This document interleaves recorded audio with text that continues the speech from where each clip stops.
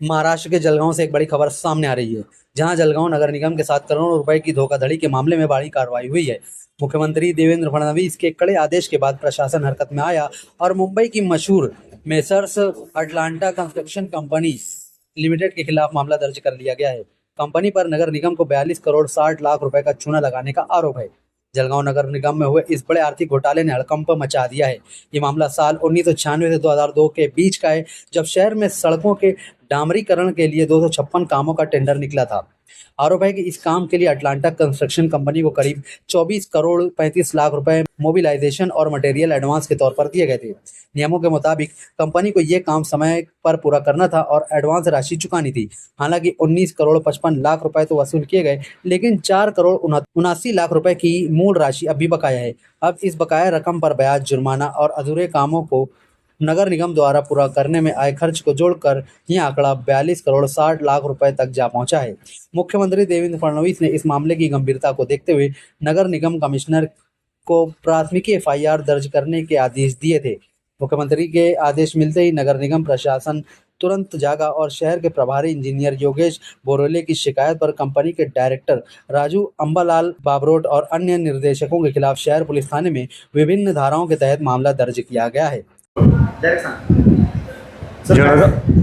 जळगाव शहर police station या ठिकाणी जळगाव शहर महानगरपालिकेचे योगेश बोरुले शहर अभियंता यांनी आयुक्त यांच्या आदेशाने फिर्याद देऊन अटलांटा कंपनीने त्यांची 42 कोटींची फसवणूक केल्याबाबत तक्रार दिली आहे। पुढील तपास कशा पद्धतीने चालू आहे आणि किती लोकांवर हा गुन्हा दाखल झालेला आहे? प्रथमदर्शनी कंपनीविरुद्ध फिर्याद देण्यात आलेली आहे। तपासात पुढे निष्पन्न होईल। पुढील तपास चालू आहे। गुन्हा दाखल झाला आहे, नेमकं काय म्हटलेलं, कशा प्रकारची फसवणूक? त्यांच्या तक्रारीवरून गुन्हा नोंद झालेला आहे। फिर्यादीने म्हटलेल्याप्रमाणे फिर्यादीमध्ये कंपनीने आपलं काम अर्धवट सोडून महानगरपालिकेची फसवणूक केलेली आहे। कोणते कलम या ठिकाणी अंतर्गत त्यांच्यावर कारवाई तपास करतात? या तक्रारीवरून भादवी 420, 406 आणि 409 याप्रमाणे गुन्हा नोंद करण्यात आला। किती आरोपींची संख्या वगैरे काही आहे सर? नाही अजून तसं काही। सर काय सांगाल, अटलांटा प्रकरणात आज आपण फिर्याद दिलेली जळगाव शहर पोलीस स्थानकात, नेमकं काय म्हटलंय फिर्याद? तत्कालीन जळगाव नगरपालिकेने 1997 ते 2001 या कालावधीमध्ये पेवरने रस्ते डांबरीकरण करण्यासाठी ॲटलांटा कंपनीला कार्यादेश दिलेले होते। या कार्यादेशांमध्ये ॲटलांटा कंपनीला 24 करोड रुपये ॲडव्हान्स अदायगी करण्यात आलेला होता। त्यापैकी त्यांनी 19 करोड रुपयाचा ॲडव्हान्स जो होता तो झालेल्या कामापोटी वर्गीकृत करून तो जमा करण्यात आलेला होता। मात्र यामध्ये उरलेला जो ॲडव्हान्स आहे 4.79 कोटी रुपये, तो अधिक 90 लाख रुपये जे रस्ते रिपेरी करण्याकरता खर्च झाला तो, आणि 36 लाख रुपये दंड रक्कम, असे एकंदरीत रक्कम त्यांच्याकडे थकीत आणि वसूलपात्र होती। सदरच्या वसूलपात्र रकमेसंबंधी माननीय आयुक्त साहेबांनी तातडीने गुन्हा दाखल करण्याचे आदेश दिलेले होते। त्यानुसार त्यांनी मला प्राधिकृत पत्र दिलेलं होतं। त्यानुसार मी त्या 4.79 अधिक 90 लाख रुपये अधिक 36,50,000 असे व त्यावरचं चक्रवाढ व्याज असं एकंदरीत 42 कोटी 60 लाख रुपयाचा नुकसानीचा दावा आहे, तो आम्ही त्यांच्यावरती दाखल केलेला आहे इथे फसवणुकीचा, आणि ती तक्रार शहर पोलीस स्टेशनला आम्ही आज दिलेली आहे कंपनीच्या। प्रकरण बरंच जुनं आहे, आता एवढ्या वर्षानंतर हे प्रकरण का समोर येतं आहे आणि त्या पाठीमागे मधल्या काळात काही पाठपुरावा केला गेला काय कंपनी? मधल्या काळामध्ये सन 2005पर्यंत 5मध्ये त्यांना नोटीस देण्यात आलेली होती आणि नोटीस देण्यात येऊन त्यांच्याकडनं ती रकमेची मागणी परत करण्यात आलेली होती। तथापि कंपनीने त्यावेळी देखील दुजोरा दिला नाही आणि महानगरपालिकेने जी नोटीस दिली त्यानुसार पैशांचा भरणा केलेला नाही आहे। त्यामुळे ती रक्कम सदैव महानगरपालिकेच्या अकाउंटला दरवर्षी ही ॲडव्हान्सच्या रजिस्टरमध्ये ही प्रलंबित म्हणून दरवर्षी तिच्यामध्ये नोंदणीकृत करण्यात येत होती। त्यामुळे ती वसुली करण्याच्या उद्देशाने आता सद्यस्थितीमध्ये आयुक्त साहेबांनी त्याच्यावरती गुन्हा दाखल करून ती रकमेबाबत तक्रार दाखल करण्याचं आम्हाला सांगितलं होतं। त्याप्रमाणे आज तक्रार दाखल केलेली आहे। सर, तक्रार नेमकी कोणाविरुद्ध आहे? काही नावं दिली? तक्रार ॲटलांटा कंपनीचे जे काही संचालक असतील त्यांच्याविरुद्ध ती तक्रार राहील।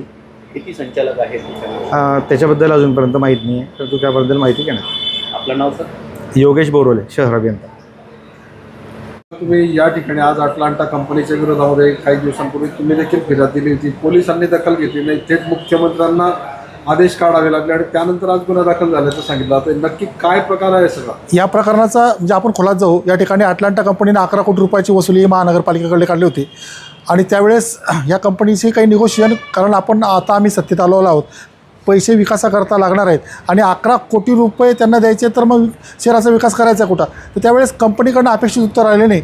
ज्यावेळेस मी वैयक्तिक ज्यावेळेस या प्रकरणात शोधायचा प्रयत्न केला असता, या ठिकाणी अटलांटा कंपनीचे 4,89,00,000 रुपये अटलांटाकडे मोबिलायझेशन ॲडव्हान्सपैकी रक्कम जमा त्यांच्याकडे आहे, त्यांचे घेणे बाकी असताना आपण 11 कोटी रुपये द्यायचे कसे, हा प्रश्न. कसले मागत होते? 11 कोटी कशाची मागत होते? 11 कोटी हा वेगळा विषय आहे. ते विमानतळाचा विकासाचा तो विषय होता, त्याच्यातले त्यांचे महानगरपालिकेकडे 11 कोटी रुपये घ्यायचे बाकी होते. 11ही नव्हते, 3 कोटी रुपये काहीतरी समथिंग होतं. व्याज सरळ त्यांनी व्याज जे लावलं आहे ते 12% प्रमाण लावलेलं आहे. मात्र आम्ही जे प्रकरण जेव्हा उकरून काढलं त्यावेळी 4,89,00,000 रुपये व RBIच्या नियमाप्रमाणे 9% प्रमाणे एक साधारणतः 41 कोटी 30 लाख रुपये असं तर काही होत होतं. मात्र आता प्रशासनातर्फे जी फिर्याद देण्यात आलेली आहेत त्याच्यामध्ये ही रक्कम अधिक वाढलेली आहेत. 42,60,76,562 रुपये इतके घेणे हे अटलांटा कंपनीकडे आहे. माझी मी तक्रार अगोदर या ठिकाणी तक्रारदार होतो. माझी मागणी अशी असेल की अटलांटा कंपनी जे कोण संचालक आहे त्या संचालकांना लवकरात लवकर तात्काळ त्यांना अटक करण्यात यावी. भाऊ, आता तुम्ही या ठिकाणी मुख्यमंत्र्यांना आदेश काढावे लागले गुन्हा दाखल करण्यासाठी. तुम्ही मुख्यमंत्र्यांची भेट घेतली होती गिरीश भाऊंच्यासोबत, नक्की काय माननीय नामदार गिरीश भाऊ महाजन यांनी या प्रकरणाची अधिक माहिती जाणून घेतली होती आणि आमची हायकोर्टामध्ये केस होती. आम्ही सुप्रीम कोर्टात गेलो, सुप्रीम कोर्टाने आमचं म्हणणं ऐकून घेतलं आणि तेव्हा आम्ही हायकोर्टात गेलो. हायकोर्टात केस संपल्यानंतर संपूर्ण विवरण मंत्री महोदयांकडे केलं आणि त्यांनी मग माननीय आमदार राजू मामा भोळे आणि आम्ही सर्वजण माननीय मुख्यमंत्र्यांकडे गेलो आणि मुख्यमंत्र्यांनी या प्रकरणाची अतिशय गंभीर दखल घेऊन जळगावकर जनतेच्या घामाचा कष्टाचा पैसा परत आणण्यासाठी फौजदारी गुन्हा दाखल करण्याचे आदेश त्यांनी माननीय महापालिका आयुक्त ढेरे साहेब यांना दिले. भाऊ, खरं म्हणजे मुख्यमंत्र्यांनी आदेश दिले 2 दिवसापूर्वी.